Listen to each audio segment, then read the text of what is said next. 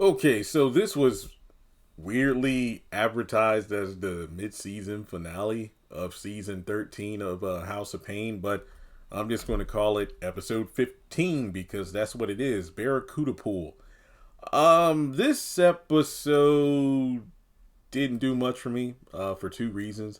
Number one, the good stuff was already spoiled via the clips, the Miranda and Calvin stuff. And the B tier is just more of the same. Curtis and Floyd effing up their own business by their arguments. I mean, they got invited to essentially a Shark Tank like show because of a video that circulated about their barbecue sauce. It wouldn't surprise me if it was the video from that one food vlogger from several episodes ago. And basically, it's like, hey, tomorrow we need you to fly out to California and be on the show. And they want Floyd involved too, because typically when it comes to business partners, it makes for better TV than just one person on there. So Ella is able to help Curtis kind of bury the hatchet with Floyd. It's like, hey, we just got to put up a front that we are, competent business partners, and we get this investment, this money or whatever, and then we can split it and go our separate ways.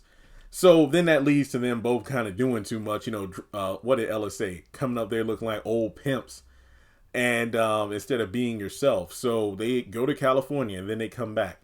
Ella's excited. So Curtis didn't tell the big news. He just said that I'll tell you when we get home. So it turned out that they loved the sauce. All the investors loved the sauce as soon as they tasted it. That's when the bidding actually happened and it became a bidding war. And apparently these two were arguing in front of the investors over which deal they should accept. Floyd wanted the deal that had the most money, and Curtis wanted the deal that had the most equity.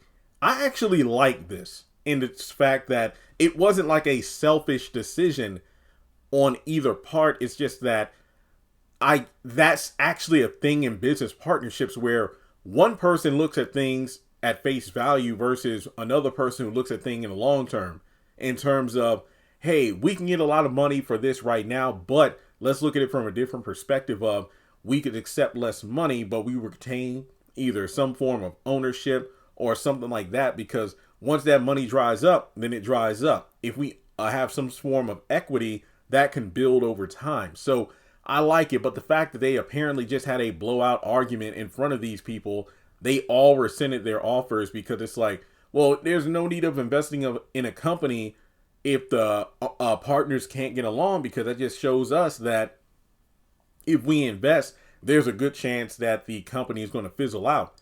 And if they had any idea how many times this thing has fizzled out this season alone. So this was an interesting take, but I'm just tired of this because, like I said, leading up into this episode, I think I've said it several times, like in the video I did a synopsis breakdown of it. These two are their own worst enemies. And it sucks because of the fact that typically it's Curtis, but I think this time they both need to point the finger at each other, which is an interesting change of pace. But we had the food vlogger, we had the local news station. They had the one thing from a few seasons ago where this person was ready to cut them a huge check for the family recipe for the sauce. Yet it usually boils down to Curtis screwing it up because he's trying to do things selfishly. Oh, it's my sauce and I'm the brains behind the operation, leaving Floyd out in the cold instead of working together as partners. And I feel like instead of a argument that they could have, like, I don't know how this show would have worked, but hey, could we get five, just talk about, the decisions, because we're kind of torn between these two offers. So could we get a minute, as opposed to just being unprofessional about it? So yeah, this storyline, I was over it. And apparently they did kind of reconcile though, saying that, yeah, as soon as we left, we decided we're going to make a new sauce. A fish barbecue sauce. A fish sauce is going to be great for Barracuda. And Ella says, well, I said, if that ain't one of the dumbest things I ever heard, yeah, I agree. So then we get to the main story. So CJ is talking with Miranda and asks if she's okay with Calvin's upcoming wedding to Laura. And, I'm making, basically, she's getting by as best she can. And then Jasmine comes in and invites her to a club because one of her old boyfriends from high school is a DJ now, making great money. And there's a club, what's called Club 37. And Miranda's iffy about going. It's like, no, no, no, you have a good time with your friends out there. And then Calvin is brought up again because Jasmine mentions, yeah, my friend told me that Calvin and Laura asked if he could DJ at the wedding. It's like, oh, wow. He's like, yeah, he isn't cheap, but he's giving him a discount. Yeah, it's $5,000. $5,000. So basically, we have a Karen situation because she's upset that, she put in so much hard work and she begged and pleaded for Calvin to level up. And now, during his upcoming nuptials with Laura, Calvin is the man now that Miranda wishes he was then, and now Laura gets to reap the benefit of that new Calvin and her hard work instead of her, which I don't agree with because you divorced him. So anything he did after the fact, well, how can you say that's your hard work? No. So then Calvin comes by and hands out invitations to the wedding, and as soon as she gets the invite, she instantly tells Jasmine, you know what? No, girl. I'm going to the club with you. We're going to tear this town up. And she does that literally like 3 seconds after Calvin gives the invite to her and he's within, hearing distance. And it's like, no. It's like, no, I'm going to the club. You can't tell me nothing. Then that leads to the sneak peek where Calvin is there to watch the game with CJ, but it's really to spy on Miranda. Then they go out to the club. CJ reminds him, like, you know what, you need to make up your mind fast because what you're doing is not fair to Calvin, yourself, Laura, or Miranda.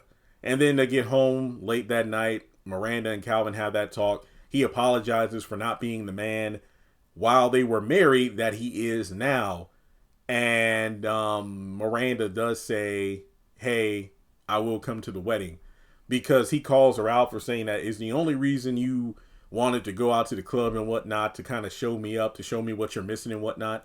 And, this episode was pretty interesting, but they do need to get to the conclusion sooner than later because they're handing out the freaking invites now. So, Calvin, you need to make up your mind before people waste their good time and money traveling, buying clothes to go to this wedding, and then you probably dump Laura on your wedding day, which is awful.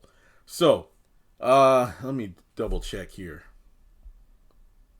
Yeah, that's it. So that's the episode. I give it a 7 out of 10. Yeah, that was alright. So with that being said, let me know your thoughts in the comments below. Like and subscribe, and I'll catch you in the next video.